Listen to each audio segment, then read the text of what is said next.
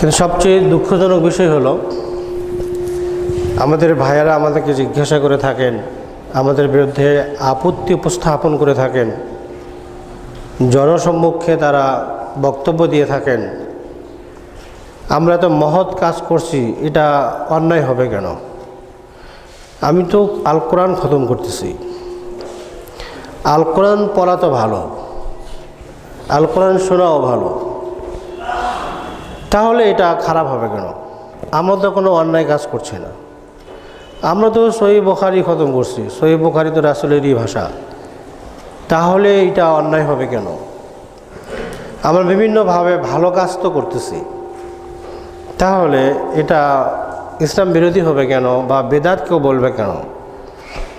আমার মনে হয় এই ধরনের প্রশ্ন আপনাদের হৃদয়েও উখে মেরে থাকতে পারে। আপনাদেরও এরকম প্রশ্ন হতে পারে যে আল কোরআন খতম তো ভালো কাজ, বা খতম নামে যা চলছে সব কথাগুলোই তো ভালো, তাহলে এটা বেদাত হবে কেন? এটার উপার্জিত পয়সাই বা হারাম হবে কেন? এরকম কথা থেকে যাচ্ছে কিনা? এই জন্য আমরা বিষয়টাকে স্পষ্ট করার জন্য কিছু উদাহরণ আমরা আপনাদের সামনে উপস্থাপন করব, যাতে বিষয়টি আমাদের কাছে সূর্যের মতো স্পষ্ট হয়ে যায়। আমরা আমাদের আলোচনায় বলেছিলাম, আপনি আল কোরআন খতম করেন, এতে তো কোনো সমস্যা নেই। আপনি নিজে পড়েন, নিজে শেষ করেন, অথবা নিজে একটি সূরা পাঠ শুরু করছেন, আপনার সমাপ্তি করবেন, ওই সূরা খতম হতে পারে, এতে কোনো সমস্যা নেই। সমস্যা যে জায়গাগুলো, আমরা সেই জায়গাগুলি চিহ্নিত করে আপনাদের সামনে বলেছিলাম। খতম যদি হয় কোনো দোকান উদ্বোধনের জন্য, কোনো ভাই তার দোকান উদ্বোধন করতে চান, নতুন একটি দোকান দিয়েছেন, এখানে তিনি বরকত নিতে চান, দোকানের ক্ষতি থেকে বাঁচার জন্য এবং উত্তরোত্তর দোকানটির লাভ হওয়ার জন্য মানুষ খতমে কোরআনের অনুষ্ঠান করে থাকে। খতমুল কোরআন যদি এ ধরনের কোনো অনুষ্ঠান হয়ে থাকে, তাহলে নিঃসন্দেহে এটি হবে বেদাত। খতমে কোরআন যদি কোনো অফিস উদ্বোধনের জন্য হয়ে থাকে, তাহলে সেটি হবে বেদাত। খতমে কোরআন যদি কোনো মার্কেট, কোনো কমপ্লেক্স, কোনো ব্যবসা প্রতিষ্ঠান, এগুলোর জন্য যদি কল্যাণ এবং অকল্যাণ থেকে মুক্তির জন্য যদি খতমে কোরআন হয়ে থাকে, তাহলে এটি হবে বেদাত। খতমে কোরআন যদি হয় কারো বাসায় দাওয়াত খাওয়ার জন্য, আপনি কিছু হুজুরদেরকে দাওয়াত দিয়েছেন, তাদেরকে আপনি আল কোরআন খতম করে নেবেন, বিনিময়ে কিছু খাওয়াবেন ও যাওয়ার সময় কিছু দেবেন, এইটা যদি উদ্দেশ্য হয়ে থাকে, তাহলে এটি হবে বেদাত। খতমে কোরআন যদি হয়ে থাকে যে আপনার কোনো ভাই অসুস্থ বা আপনি নিজেই অসুস্থ, এই অসুস্থতার মুক্তির জন্য আপনি কিছু সংখ্যক হাফেজদেরকে বা শায়েখদেরকে বা আলিমদেরকে বা আল কোরআন পড়তে জানে এমন কিছু মানুষদেরকে ডেকে নিয়ে এসে আল কোরআন খতম করে নেবেন, তাহলে সেটি হবে বেদাত। আপনি কোনো বিপদে পড়ছেন, আপনি কোনো সমস্যায় আছেন, আপনি কঠিন একটি বিপদের সাথে লড়াই করছেন, কোনোভাবেই আপনি এখান থেকে নিষ্কৃতি পাচ্ছেন না, এখন খতমে কোরআনের একটা আয়োজন করা হবে, উদ্দেশ্য থাকবে এই বিপদটা যেন আল্লাহ সলভ করে দেন। সব কাজগুলোই ভালো, উদ্দেশ্য আল্লাহ যেন ভালো করে দেন, আর পাঠও করবো আমরা আল্লাহর কালাম। হ্যাঁ, এইভাবে উদ্দেশ্য আর এই সিস্টেমে যদি আপনি আল কোরআন খতম করেন, তাহলে এটিও হবে বেদাত। খতমে কোরআন যদি হয় কোনো মৃত্যু আসন্নিত মানুষের শুভ মৃত্যুর জন্য অথবা মৃত্যুর কষ্ট লাঘবের জন্য, আপনি নিশ্চিত হয়ে যাচ্ছেন লোকটি হয়তো বা চলেই যাবে, অতএব আশেপাশে কোনো প্রতিষ্ঠান থেকে কিছু সংখ্যক ছাত্রদেরকে নিয়ে এসে বললেন তোমরা কোরআন খতম করো, কন্ট্রাক্ট করে নিলেন, যত টাকার তাদের সাথে আপনি সমন্বয় করেছেন তা আপনি দিয়ে দেবেন না, তাহলে এটি হবে বেদাত। খতমে কোরআন যদি হয়, এখন একজন লোক মারাই গেছেন, কিছু সময় তাকে এখানে অবস্থান করতে হবে, তার ছেলে মেয়ে বিদেশ থেকে আসবে, অথবা তার জানাজার চলাতে জন্য কিছু সময় আছে, তাহলে এই সময়টা আমরা একটা কোরআন খতম করে নেই। তাহলে এই খতমে কোরআন হবে বেদাত। কোরআন খতম যদি হয়, একজন লোক মারা গেছে, তার তৃতীয় দিনে তার রূহের মুক্তির জন্য খতমে কোরআনে অনুষ্ঠান করা হবে এবং কিছু সংখ্যক পাঠকদেরকে এর বিনিময়ে পারিশ্রমিক দেওয়া হবে, তাহলে এটা হবে বেদাত। খতমে কোরআন যদি হয় কোনো ব্যক্তির মৃত্যুর 40 দিনের দিন বা নির্দিষ্ট কোনো দিনে কোনো ব্যক্তির উদ্দেশ্যে খতমে কোরআন করে তার নামে সওয়াবকে বকশে দেওয়া, তাহলে এই ধরনের খতম হবে বেদাত। তথা আল কোরআন আল্লাহর প্রেরিত অভ্রান্ত ওহী, আল কোরআন আল্লাহর বাণী, আল কোরআন মানব জাতির হেদায়েতের দূত, আল কোরআন মহাগ্রন্থ, আল কোরআন অদ্বিতীয় অবিভাজ্য চিরন্তন সংবিধান। এই আল কোরআন আপনি পাঠ করবেন, আপনি সওয়াব পাবেন। আপনি যদি আল কোরআনের পাঠ শুনে থাকেন তাহলে আপনি সওয়াব পাবেন। এছাড়া আল কোরআন খতমের উদ্দেশ্যে যে কোনো খতম করা হোক, যে কোনো অনুষ্ঠান করা হোক, যে কোনো সিম্পোজিয়াম করা হোক, যে কোনো সেমিনার করা হোক, যে কোনো প্রোগ্রাম করা হোক, যার উদ্দেশ্য থাকবে আল কোরআন খতম করা, লা শাক্কা ওয়া রাইবা হাযিহিল বারনামিজ বিদআহ, কোনো সন্দেহ নাই, কোনো সংশয় নাই, এই ধরনের প্রোগ্রাম ও অনুষ্ঠান অবশ্যই তা বেদাত হবে। কথা থেকে গিয়েছিল, আমরা তো আল্লাহর নিয়তই করতেছি আর আল্লাহর বাণী পাঠ করতেছি, তাহলে এই ধরনের নানা আয়োজনগুলো বেদাত হবে কেন? এগুলো আমাদের খেয়াল রাখতে হবে। বিদআত এবং ইবাদত কাকে বলে? বিদআত এবং ইবাদত বুঝতে হলে ছোট্ট একটি হাদিস বুঝলে আমাদের জন্য যথেষ্ট। হযরত আয়েশা সিদ্দিকা রাদিয়াল্লাহু তাআলা আনহা কর্তৃক বর্ণিত সহিহ বুখারী, মুসলিম এবং অন্যান্য হাদিস গ্রন্থ আছে, তিনি বলছেন, মান আহদাসা ফি আমরিনা হাদা মা লাইসা লাহু ফাহুয়া রাদ্দ। আল্লাহ রাসূল বলছেন, যে নতুন কিছু বের করলো, নতুন কিছু উদ্ভাবন করলো, নতুন কিছু আবিষ্কার করলো, নবায়স্কৃত করলো, কিসের ক্ষেত্রে? বিজ্ঞানের ক্ষেত্রে, কম্পিউটারের ক্ষেত্রে, দুনিয়ার জাগতিক কোনো বিষয়ে, সাংসারিক উন্নয়নের কোনো ক্ষেত্রে, মানব জাতির কল্যাণ সাধনের কোনো উদ্দেশ্যে, মানুষের সুস্থতার জন্য কোনো থট, কোনো মেডিসিন, না না, ফি আমরিনা হাদা, আমাদের এই আমরের ভেতরে, অর্থাৎ আমাদের এই দিনের ভেতরে। ইসলাম এসেছে আল্লাহর কাছে এবং রাসূল সাল্লাল্লাহু আলাইহি ওয়াসাল্লামের মাধ্যমে তা কমপ্লিট হচ্ছে। রাসূলের আনিত এই দিনের ভেতরে যা নেই, এইটা যদি ঢুকিয়ে দেওয়া হয়, ফাহুয়া রাদ্দুন, এটি হলো পরিত্যাজ্য, এটি হলো বেদাত, এটি করা যাবে না। কারণ ইবাদতকে বলা হয় আত-তাওকীফিয়া, এইটা যেভাবে আল্লাহ এবং তার রাসূল বলছেন ওইটা ওইভাবে আমি করব, এর নাম হলো ইবাদত। আল কোরআন তিলাওয়াত একটি ইবাদত, এই ইবাদত সাহাবাগণ করেছেন। এই ইবাদতের উচ্চ শিখরে রয়েছেন মুহাম্মদ সাল্লাল্লাহু আলাইহি ওয়াসাল্লাম। এই ইবাদতে প্র্যাকটিক্যাল দেখিয়ে দিয়েছেন জিবরিল আলাইহিস সালাম এবং বাস্তব নমুনা আমাদের সামনে রয়েছেন সাহাবায়ে কিরাম। সাহাবাগণ কি অসুস্থ হন নাই? সাহাবাগণ কি ব্যবসা বাণিজ্য করেন নাই? তাদের কি অনুষ্ঠানের প্রয়োজন হয় নাই? তাদের কি বাবা মা মারা যান নাই? তাদের আত্মীয়রা মারা গেলে কি তৃতীয় এবং চতুর্থ বা 40 দিনে তারা কি আগমন করেন নাই? তাহলে কেন তারা এগুলোর তেলাওয়াত করেন নাই? তাহলে কেন তারা এগুলোর খতমে অনুষ্ঠান করেন নাই? এই জন্যই করেন নাই, ইসলামী শরীয়তে এইভাবে কোরআন তেলাওয়াত করার কোনো ভিত্তি নেই, সুতরাং তারা করেন নাই। ইসলামী শরীয়তে যেটার ভিত্তি নেই, নিয়ম নেই, সিস্টেম নেই, এই ধরনের কাজ করাটাই ইসলাম বিরোধী। যেমন আপনাকে কিছু উদাহরণ দিলে বিষয়টি স্পষ্ট হবে। বলুন, সলাতুদ দোহা এই ইবাদত, এটা ইবাদত কিনা? মুজাহিদ বর্ণনা করতেছেন, সহিহ আল বুখারীর হাদিসে আসছে যে আনা ওয়া উরওয়া ইবনে জুবাইর, আমি এবং উরওয়া ইবনে জুবাইর মসজিদে নববীতে প্রবেশ করলাম এবং পাশে দেখছি হযরত আয়েশা সিদ্দিকা রাদিয়াল্লাহু তাআলা আনহার হুজরায় আব্দুল্লাহ ইবনে ওমর তিনি বসে আছেন। আরেক পাশে দেখতেছি কিছু সংখ্যক মানুষ জামাতবদ্ধভাবে সলাতুদ দুহা আদায় করতেছেন। আব্দুল্লাহ ইবনে ওমর তিনি সাহাবী, তাকে জিজ্ঞাসা করা হলো, এই যে লোকগুলো সলাত আদায় করতেছে এই ব্যাপারে আপনি কি মনে করেন? উনি বললেন যে এটা হলো বেদাত। এটা কি বেদাত? তাহলে কি সলাতুদ দুহা বেদাত? না, সলাতুদ দুহা বেদাত না।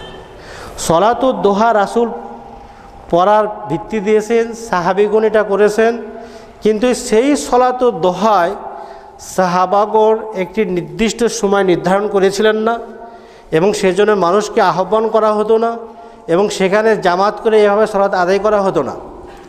এখন দেখা যাচ্ছে এই লোকগুলো মানুষকে আহ্বান করতেছে, এসো সলাতুদ দুহার টাইম হয়ে গেছে, একজনকে সামনে দিচ্ছে তুমি ইমামতি করো, আর কিছু সংখ্যক লোক তার পিছিয়ে দাঁড়িয়ে যাচ্ছে যে আমরা সলাতুদ দুহা আদায় করি।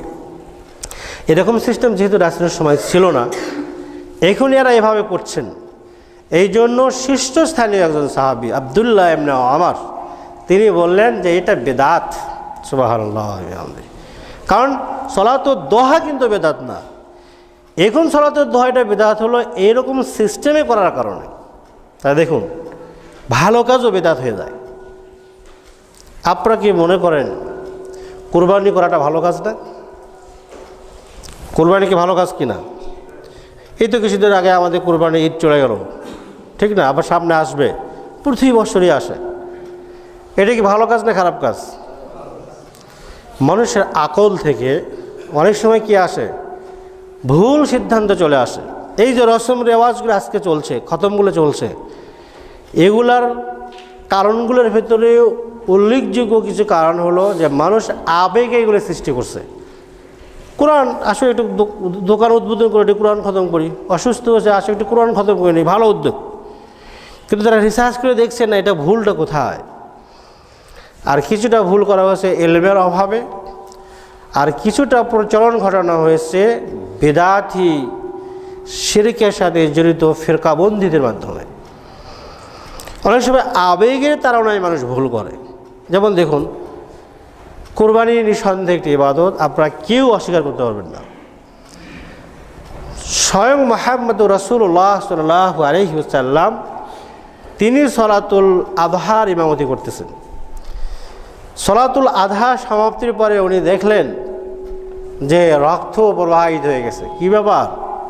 তো আগেই কুরবানি হয়ে গেছে। তিনি তার ভাষণে নিয়ে আসলেন, যারা ঈদের সলাতের পূর্বে কুরবানি করেছো তারা কি করুক, ফালিয়াদ বা মাকানহাল উখরা, তারা যেন ওই জায়গায় আর একটা কোরবানি করে। আর যারা কোরবানি করে নাই এখন কোরবানি করবে সেজন্য আল্লাহর নামে কোরবানি করে। সহিহ আল বুখারী। তাহলে আপনি কেন বলবেন না যে সময়ে রাসূলের উপস্থিতি, রাসূল এখনও জীবিত আছেন, যে মাঠে রাসূল সালাত আদায় করালেন সেই মাঠেই কুরবানি করা হলো, অথচ ওই কুরবানিটা আল্লাহ রাসূল গ্রহণ করলেন না, তা তো আল্লাহ গ্রহণ করেন নাই, তাই কি না? সমস্যাটা কী ছিল? সমস্যাটা ছিল সামান্য পার্থক্য, যে কুরবানি করার কথা ছিল ঈদের সলাতের পরে, কুরবানিটা হয়ে গেছে ঈদের সলাতের আগে। সুতরাং কাজটা ভালো, সিস্টেমটা উল্টা হয়ে গেছে, নিয়মটা উল্টো হয়ে গেছে। এখন এটা আর ভালো কাজ না, এটা বেদাত। জানি না আপনাদেরকে বোঝাতে পারলাম কিনা। কুরবানি করাটা কি বেদাত? কুরবানি করাটা কি খারাপ কাজ? নিঃসন্দেহে খারাপ কাজ না, কিন্তু এই ভালো কাজটা কখন করতে হবে? ঈদের সলাতের পরে। সাহাবীদের মতন উন্নত মানুষ দেখেন কখনো ইবাদত করতে ভুল হয়ে যাচ্ছে। সাহাবীদের মতন মানুষ তারা ঈদের সলাতের আগেই কুরবানি করে ফেললেন। রাসূল সাল্লাল্লাহু আলাইহি ওয়াসাল্লাম জানতে পারলেন, কি বললেন যে না না, এটা হবে না, হতেই পারে না। ফালিয়াযবাহ মাকানহাল উখরা, যারা কোরবানি করছো তারা জেনে রেখো তোমাদের কোরবানি হবে না, ওখানে আরেকটা কোরবানি করতে হবে। সুবহানাল্লাহ। তাহলে ইসলাম নিজের মতন করে তৈরি করে মানা যায় না। সহিহ আল বুখারী আরেকটা হাদিসে আমরা জানি ইসলাম কত সহজ এবং ইসলাম থেকে কিছু বের করলে, বেদাত করলে সেটা মেনে নেওয়া এবং পরিহার করা, সেটাকে পরিত্যাগ করা কত জরুরি। দেখেন সাহাবীদের জীবনী থেকে দেখি আমরা। সাহাবী হলেন বারা ইবনে আজিব, যিনি অনেক বড় সাহাবী। বিশেষ করে কবরের আযাব সংক্রান্ত যে বিশ্বাস ও আকীদা আমরা পাই, কবরে যে মানুষকে জিজ্ঞাসা করা হবে, কি কঠিন অবস্থা হবে, দুনিয়াবি জীবনে নেক আমল না করলে কবরে গিয়ে তার যে শাস্তিটা হবে, এই বাস্তব চিত্রের এই হাদিসগুলা আমরা যার মাধ্যমে পাই, তিনি হলেন বারা ইবনে আজিব। এই মহান সাহাবী তিনি মসজিদে নববীর রাসূলের ক্লাসে আসলেন। রাসূল এখন একটা দোয়া শিখাচ্ছেন যে তোমরা যখন ঘুমিয়ে যাবে, ঘুমিয়ে যাওয়ার আগে কি করে ওযু করবে এবং ঘুমাবে তোমরাকে ডান কাঁধে এভাবে মাথা রেখে আর এই দোয়াটা পাঠ করবে যে আল্লাহুম্মা আসলামতু নাফসি ইলাইক ওয়া ফাওয়াদতু আমরি ইলাইক ওয়া আলজাহতু যহরি ইলাইক রাহবাতান ওয়া রাগবাতান মিনক লা মালজা ওয়া লা মানজা মিনক আল্লাহুম্মা আমানতু বিকিতাবিকাল্লাযী আনজালতা ওয়া বিনাবিয়িকাল্লাযী আরসালতা। রাসূল বলছেন এই দোয়া যদি কেউ পাঠ করে ঘুমিয়ে যায়, আর যদি সূর্যের সাথে তার সাক্ষাৎ না হয়, দিনের সাথে যদি তার সাক্ষাৎ না হয়, আর একটি দিনে যদি সে না আসে, বারজাখে যদি চলে যায়, দুনিয়া যদি সে ত্যাগ করে, তাহলে সে তাওহীদের উপরে মারা যাবে এবং এই মৃত্যু তাকে জান্নাতে নিয়ে যাবে। সুবহানাল্লাহ, কত গুরুত্বপূর্ণ দোয়া। তাহলে আমরা প্রতিদিন তাওহীদের উপরে থাকতে পারি যদি আমরা এই দোয়া পাঠ করে ঘুমিয়ে যেতে পারি। কত সুন্দর দোয়া। আমরা আল্লাহকে বলছি আল্লাহুম্মা, হে আল্লাহ, আসলামতু নাফসি ইলাইক, আমি আমার জীবনটাকে তোমার উপর সবার্থ করলাম। ওয়া ফাওয়াদতু আমরি ইলাইক, আমার যত কাজ আছে তোমার উপর ন্যস্ত করলাম। ওয়া আলজাহতু যহরি ইলাইক, আমার এই পার্শ্বকে তোমার জন্য কাজ করলাম, মানে আমি ঘুমিয়ে যাচ্ছি। রাহবাতান ওয়া রাগবাতান মিনক, তোমার জান্নাতের আশায় এবং তোমার জাহান্নামের ভয়ে।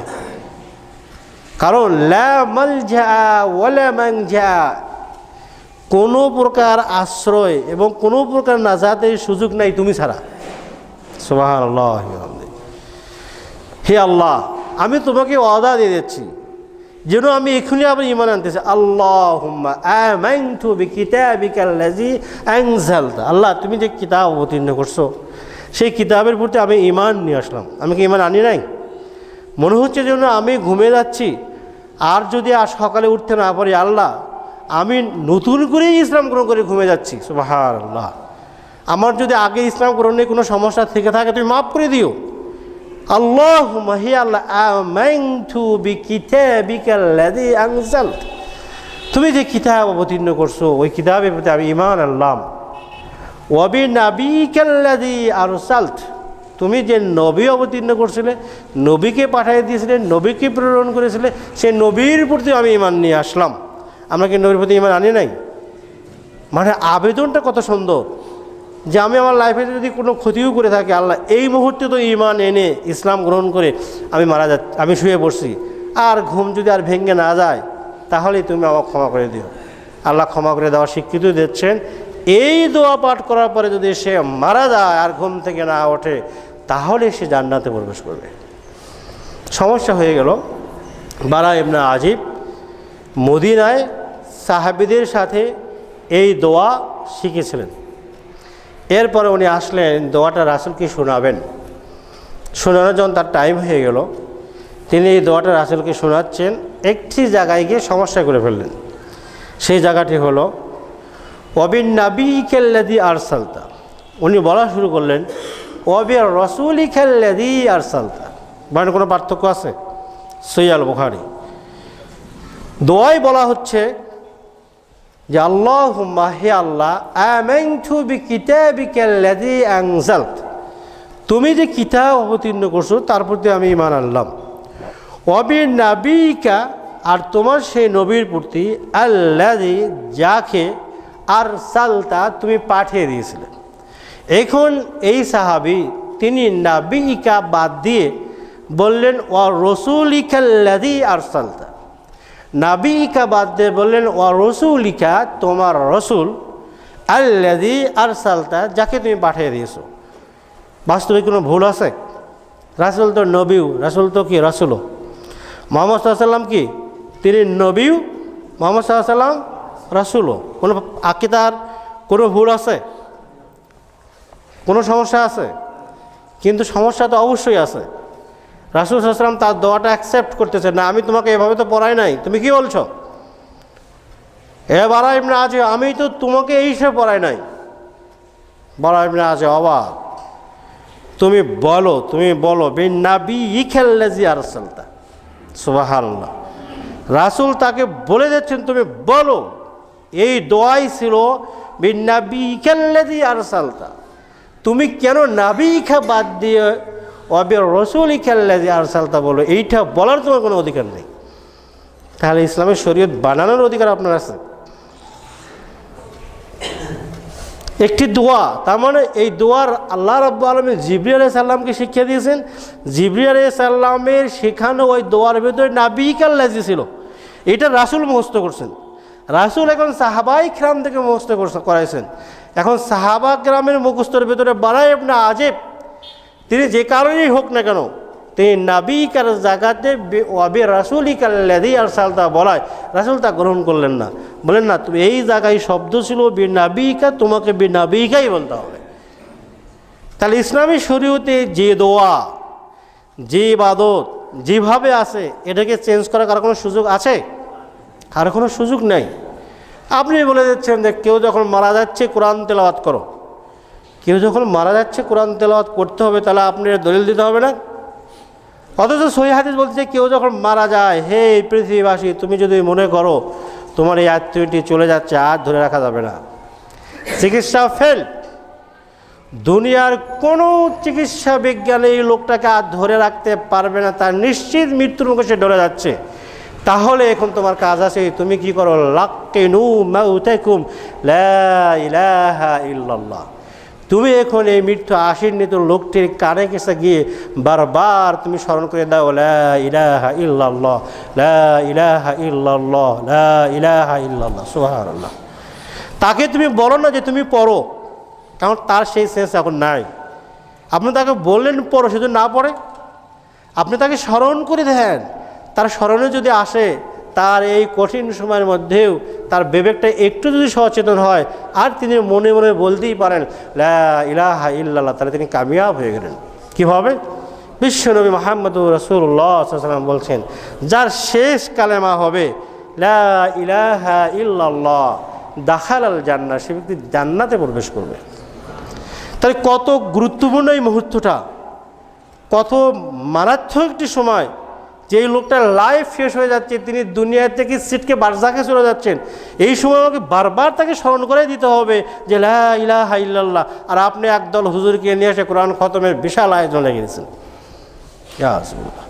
ইসলাম যখন এই কথা বলে নাই, আর আপনি যখন এই কাজটা করতেছেন, তাহলে বেদাত হলো কিনা? আমি বোঝাতে পারছি আপনাকে। ইসলাম তো এখানে আপনাকে কোরআন তেলাওয়াতের কথা বলে নাই। এরপর যখন লোকটি মারাই গেল, তখন ইসলামকে আমাদের শেখায়নি কি বলতে হবে। ইসলাম বলে দিয়েছে, দেখেন ইসলাম বলে দিয়েছে, যখন লোকটি মারা গেল, নিশ্চিত যখন হয়ে গেল সে মারা গেছে, তার চোখটা আপনি বন্ধ করে দেবেন। সুবহানাল্লাহ। এরপর আপনি কি বলবেন? ইন্না লিল্লাহি ওয়া ইন্না ইলাইহি রাজিউন, আল্লাহুম্মা আজুরনি ফি মুসিবাতি ওয়া আখলিফ লি খায়রাম মিনহা। সহিহ হাদিস, সহিহ মুসলিমের হাদিস, বুখারীর হাদিস। তার ইসলাম বলছে আপনি এই সময় এই দোয়াটা পাঠ করবেন।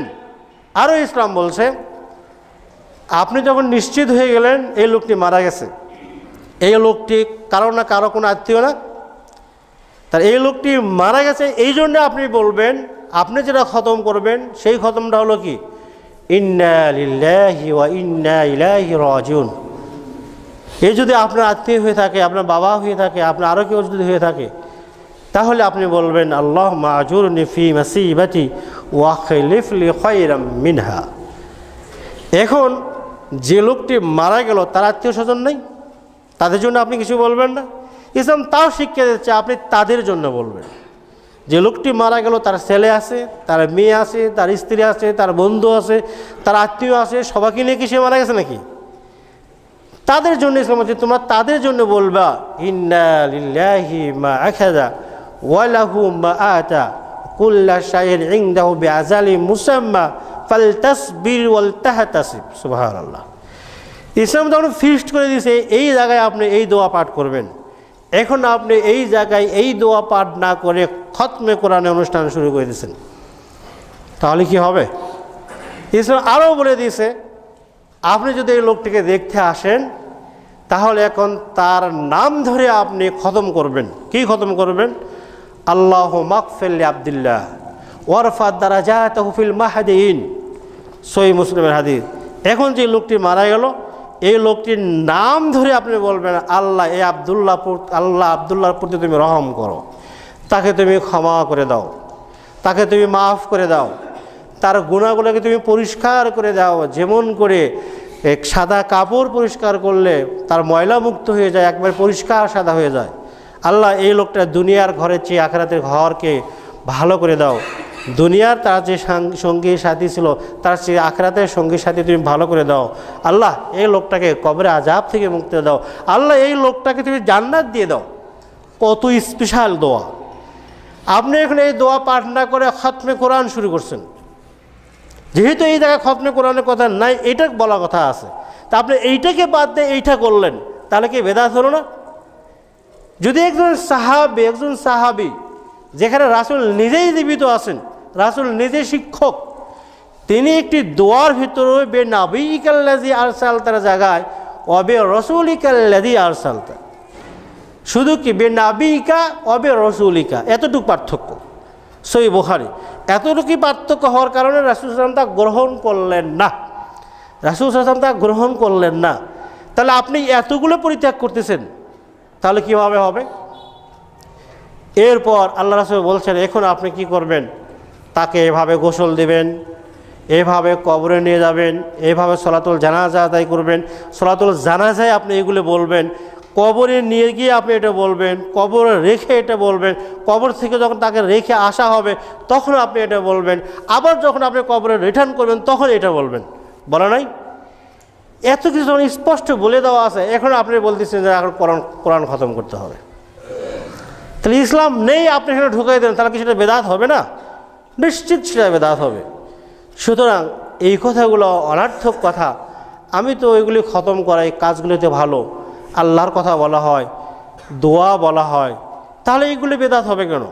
হ্যাঁ, কথাগুলো যদিও ভালো, কিন্তু এই কথাগুলা এই তিলাওয়াতগুলো এইভাবে করার কোনো বিধান ইসলামে নাই। সুতরাং এভাবে করাটা সওয়াবের কাজ নাই, গুনাহর কাজ, এগুলো পরিত্যাগ করতে হবে। ইসলাম এভাবে দেখায়নি। আরেকটা উদাহরণ আপনাদের দিই।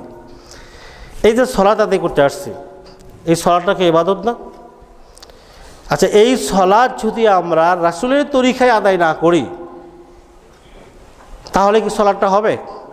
কাজটা তো ভালো হবে।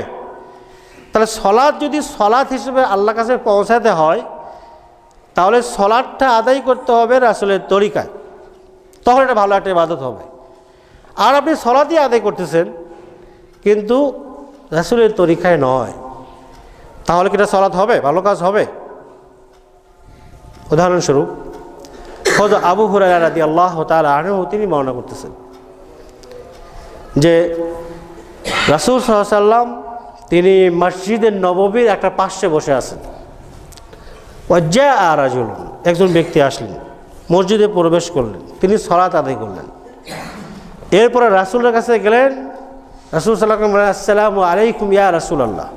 রাসূল সাল্লাম বললেন ওয়া আলাইকুমুস সালাম ইরজি সল্লি ফা ইন্নাকা লাম তুসাল্লি। ঠিক আছে, তুমি এখন যাও সালাত আদায় করো, তুমি সালাত আদায় করোনি। ঠিক আছে, তুমি যাও নামাজ পড়ো, তুমি নামাজ পড়ো নাই।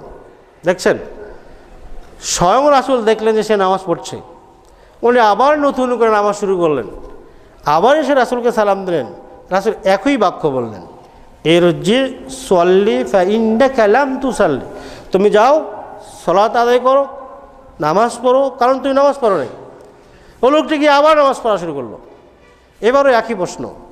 এবার লোকটি বললে আমি তো সালাত বলতে এইটাই বুঝি, এটা যখন সলাৎ হয় নাই, নামাজ হয় নাই, তাহলে আমাকে শিখাতে হবে আমি কীভাবে আদায় করব। রাসূল সাল্লাল্লাহু আলাইহি ওয়াসাল্লাম এবার সলাৎ আদায়ের নিয়ম তাকে শিখিয়ে দিলেন। সুবহানাল্লাহ। তাহলে আপনি রুকু দেবেন আর সিজদা করবেন, নামাজের মতো একটা স্টাইল করবেন, এটা করেই যদি নামাজ হয়ে যায় তাহলে তো ওই সাহাবীরও হয়ে যাওয়ার কথা ছিল, তাই না? একজন সাহাবী সলাৎকে রাসূল সাল্লাল্লাহু আলাইহি ওয়াসাল্লাম বলেন না ফাইন্নাকা লাম তুসাল্লি, তুমি সলাৎ পড়ো নাই, তুমি নামাজ পড়ো নাই, কারণ তোমার ওই ওঠা বসার ওই স্টাইল তোর জিবরিল শিখে দেয়নি আমাকে, তুমি ভুল করতেছো। ভুল বলেন নাই, যেহেতু ওইটার ভিতরে ত্রুটি, এত পরিমাণ ত্রুটি ছিল, ওটাকে সলাৎ বলা যাচ্ছে না। রাসূল সাল্লাল্লাহু আলাইহি ওয়াসাল্লাম সেটাকে সলাৎ বললেন না। তাহলে ভালো কাজ করলেই যে ভালো কাজ হবে এমনটি তো না। ভালো কাজ তখনই ভালো কাজ হবে যদি ভালো কাজটি ভালো কাজের নিয়মের মতো করা হয়। আল কোরআন তেলাওয়াত নিঃসন্দেহে ভালো কাজ, আল কোরআন শেখা নিঃসন্দেহে ভালো কাজ, আল কোরআনের আলোকে জীবন বিনির্মাণ করা নিঃসন্দেহে ভালো কাজ, আল কোরআনের আলোকে সমগ্র পৃথিবীর সমাজকে ভেঙে চুরমার করে কোরআনের আলোকে সমাজ গঠন করা নিঃসন্দেহে ভালো কাজ। কিন্তু এগুলি করবেন তো ইসলামী তরিকায়। ইসলামী তরিকায় যদি সেটা না হয়, ইসলামী পদ্ধতিতে যদি সেটা না হয়, তাহলে এই কাজটি ইসলামী কাজ হবে না। অতএব কোরআন খতমের কথা, কোরআন তেলাওয়াতের কথা, এগুলি তো ইসলামে আছে, কিন্তু এই যে সিস্টেমে করা হচ্ছে আমরা বুঝতে পারছি এই সিস্টেমের সাথে ইসলামের কোনো সম্পর্ক নেই। যেমন করে কিছু উদাহরণ আপনাদেরকে দিয়ে দেওয়া হলো, এই উদাহরণগুলোর মাধ্যমে আমরা জানতে পারলাম যে এইগুলোর মাধ্যমে, ওই উদাহরণগুলোর মাধ্যমে জানতে পারলাম যে এগুলোর ভিত্তি অনুরূপভাবে ইসলামে নেই। আমরা বলছিলাম এই কাজগুলা কয়েকটি রাস্তা দিয়ে আমাদের মাঝে আসছে। তার মধ্যে একটি রাস্তা হলো আবেগ প্লাবিত হয়ে মানুষ এগুলি করে। আবেগ কি? অসুস্থ হয়ে গেছে, আচ্ছা ঠিক আছে হুজুর দেখে নিয়ে এসে কোরআন পড়াই নেই, ভালো হয়ে যাবে, এটা একটা আবেগ না? মা মারা যাচ্ছে, আচ্ছা ঠিক আছে আমি কোরআন খতম করাই নেই। মা মারাই চলে গেলেন, হায় হায় আমার কি টাকার অভাব আছে, একটা গরু জবাই করে দিয়ে হুজুর থেকে কোরআন খতম করে নেই, এটা কি পাপের কাজ না? তোরা আল্লাহর দেওয়া বাণী তারা তেলাওয়াত করবে, খারাপ কি? এখন কিছু সময় হুজুর দেখতেছে এত বড় একটা সুযোগ তো ছেড়ে দেওয়া যায় না, মাত্র 2000 টাকা জুমার নামাজ খুতবা দিয়ে পাই, বা আমি মাত্র 2000 টাকা বেতন পাই, সামান্য বেতন, ওরা কোনোদিন খোঁজও নেয় না। আজকে মা মারা গেছে, গরু জবাই করে দিছে, আর টাকাও আমাকে 5000 টাকা দিচ্ছে, আমি বাদ দেই কেন? শুরু গেল হুজুরের দ্বারা খতমে সিলসিলা। আবেগ এবং অজ্ঞতা এখানে কাজ করছে। আরেকটা জিনিস কাজ করছে, সেটা হলো পরিকল্পিতভাবে কিছু মানুষকে পথভ্রষ্ট করার জন্য তৈরি করছে। কিন্তু দুর্ভাগ্য মুসলিম উম্মাহ এগুলিকে খেয়াল করছে না। পরিকল্পিতভাবে একটা তো মানুষ ভুল করে আবেগের কারণে এগুলি সিলসিলা জারি করছে, আর কিছু পরিকল্পনার মাধ্যমে মানুষ এগুলো জারি করছে। যেমন পরিকল্পিতভাবে যারা করছে তারা হলো শিয়া, পথভ্রষ্ট দলের লোকেরা, সুফিবাদীরা। যেমন সুফিদের একটি খতম আমরা গতদিন আপনাদের সামনে উপস্থাপন করছিলাম, আজকে শুধু নামটা বলি। যেমন খাতমুন নারিয়া, নারী খতম। আমরা জানি নারী বলতে কি? নার বলতে আগুন, আর নারিয়া নার থেকে। এইটার খতম হলো কি, যে এই খতম যদি কেউ করে, আগুন যেমন কাফুরকে পুড়িয়ে ছাইখার করে দেয়, অনুরূপভাবে যত বালা বিপদ মুসিবত আছে সব বালা মুসিবত দূর হয়ে যাবে যদি এই খতম কেউ করে। সুফি মাযহাব থেকে এই ধরনের শিরকি দর্শনের আবির্ভাব হয়ে আজকে তাওহীদের ঘরে প্রবেশ করছে। ইন্না লিল্লাহি ওয়া ইন্না ইলাইহি রাজিউন। মানুষ জানে এগুলো উৎপত্তি কোথায় থেকে হচ্ছে। যদি মানুষ সত্যিকার অর্থে মাযহাবটাকে মানত, সত্যিকার অর্থে যদি ইমাম আবু হানিফা রাহমাতুল্লাহ আলাইহিকে মানত, তাহলে কোশ্চেন কেন তাদের দ্বারা এর ধরনের খতমের কাজ হতো না। কারণ পৃথিবীর ইতিহাসে কেউ বিশ্বাস করবে না কোনো মুসলিম যে এই ধরনের সুফিবাদী এই ধরনের কার্যকলাপের ইসলামের কোনো সুযোগ আছে। ইমাম আবু হানিফা রাহমাতুল্লাহ আলাইহি কখনো এগুলো সাপোর্ট দেন নাই। অথচ আজকে তাওহীদের ঘরে এই ধরনের শিরকি কথা আসছে। কীরকম শিরকি কথা দেখছেন তো? এখানে শেখানো হচ্ছে, বলা হচ্ছে আপনি যদি এই খতম করেন তাহলে কি হবে? আপনার সমস্ত বিপদ দূর হয়ে যাবে। কি পাঠ করছেন? আল্লাহুম্মা সাল্লি সালাতান কামিলা ওয়া সাল্লিম সালামান তাম্মা আলা সাইয়্যিদিনা মুহাম্মদ আল্লাযী তানহাল্লু বিহিল উকাদ ওয়া তানফারজু বিহিল কুরাব ওয়া তুকদা বিহিল হাওয়াইজ ওয়া তুনালু বিহির রাগাইব ওয়া হুসনুল খাওয়াতিম ওয়া ইউস্তাসকা গামাম বিওয়াজহিল কারীম ইন্না লিল্লাহ। সার কথা হলো, হে আল্লাহ, পরিপূর্ণ শান্তি ও রহমত অবতীর্ণ করা আমাদের সর্দার মুহাম্মদ সাল্লাল্লাহু আলাইহি সাল্লামের উপরে। কে সে মুহাম্মদ? যার মাধ্যমে সমস্ত সমস্যার সমাধান হয়, যার নাম নিলে যত সমস্যামূলক বিপদ আছে সব দূরীভূত হয়ে যায়। ও তানফারজু বিহিল কুরাব, বড় বড় বিপদ তার মাধ্যমেই দূরীভূত হয়ে যায়। তিনি যত প্রয়োজন আছে, যত ভালো কাজ আছে, সব কিছু তার মাধ্যমেই পাওয়া যায়। এবং বৃষ্টি যদি না হয়, অনাবৃষ্টি হয়ে যদি মানুষ মারা যায়, পশু পাখি যদি ক্ষতিগ্রস্ত হয়, তাহলে তার নামে যদি বৃষ্টি চাওয়া যায় তাহলে দ্রুত বৃষ্টি হয়ে যায়। একদিকে মুহাম্মদ সাল্লাল্লাহু আলাইহি ওয়াসাল্লামের প্রশংসা করা হচ্ছে, অপরদিকে প্রশংসা করে কি করা হচ্ছে? আল্লাহর জায়গায় রাসূলকে বসাই দেওয়া হচ্ছে। এই সুফিবাদীরা মুহাম্মদ সাল্লাল্লাহু আলাইহি ওয়াসাল্লামের প্রতি অতিরিক্ত মহব্বত দেখাতে গিয়ে আল্লাহ এবং রাসূলকে একাকার করে দিয়েছেন। এবং তারা তো বলেন আল্লাহ বলতে কি, মোহাম্মদ যিনি আল্লাহও তিনি। কথা আছে না? এটা আমাদের আব্দুল সর ভাই সুন্দর করে গান গাইতে পারে ওদের। আল্লাহ যে, মোহাম্মদও যে, মোহাম্মদও যিনি, আল্লাহও তিনি, এরকম কথা বলা হয় না? এই আকীদা থেকে এই নারী খতমে নারীর উৎপত্তি। কোথায় শিরকি লোকেরা, কোথায় বিদাতি লোকেরা, কোথায় পথভ্রষ্ট লোকেরা, যাদের জন্য, যাদের বিরুদ্ধে লড়াই করতে গিয়ে মা আবু হানিফা রাহমাতুল্লাহ আলাইহি তিলে তিলে নিজের জীবনকে ব্যয় করে কারাগারে থাকলেন, যাদের আকীদার বিরুদ্ধে লড়াই করতে গিয়ে মা আবু হানিফা রাহমাতুল্লাহ অনেক কষ্ট বোধ করলেন, অথচ সেই মাযহাবই শুধু না, তাওহীদের অনেক উন্নত ঘরগুলোয় আজকে এই ধরনের শিরকি কালেমা প্রবেশ করছে। এবং বড় বড় হুজুরেরা কিছু টাকার মাধ্যমে, সামান্য কিছু টাকার মাধ্যমে, সামান্য কিছু টাকার জন্য এই খতমগুলো করে আজকে শিরকের ভিতরে প্রবেশ করে নিজের কত বড় সম্পদ ঈমান, এই ঈমানকে হারিয়ে ফেলতেছে। সুতরাং অবশ্যই আমাদের খেয়াল রাখতে হবে, অবশ্যই জনসচেতনতা নিয়ে আসতে হবে যে এইগুলি খতমের বিরুদ্ধে আপনাকে দাঁড়াতে হবে, এগুলি ভুল, এগুলো সমাজ থেকে অবশ্যই আপনাকে দূরীভূত করার জন্য ভূমিকা রাখতে হবে। অর্থাৎ আপনি যদি লেখক হয়ে থাকেন তাহলে লিখুন, আপনি যদি বক্তা হয়ে থাকেন তাহলে এগুলির বিরুদ্ধে আপনি বক্তব্য দিন, আপনি যদি কলামিস্ট হয়ে থাকেন তাহলে আপনি এগুলির বিরুদ্ধে কলম লিখুন, আপনি যদি গল্প ভালো পারেন গল্পের মাধ্যমে এগুলির বিরুদ্ধে জনসচেতনতা সৃষ্টি করুন, আপনি যদি ভালো সেমিনারে বক্তব্য দিয়ে থাকেন তাহলে আপনি এগুলির উপরে সেমিনার করে যাদেরকে উদ্বুদ্ধ করুন, আপনার যে যে যোগ্যতা আছে এই যোগ্যতা নিয়ে তাওহীদ সংরক্ষণের জন্য, ইসলাম সংরক্ষণের জন্য, খাঁটি ঈমান সংরক্ষণের জন্য, এই সমস্ত শিরকি কার্যকলাপ থেকে মানুষ যাতে দূরে থাকে এ ধরনের ভূমিকা আপনি গ্রহণ করুন। আল্লাহ আমাদের তৌফিক দান করুন, আমিন।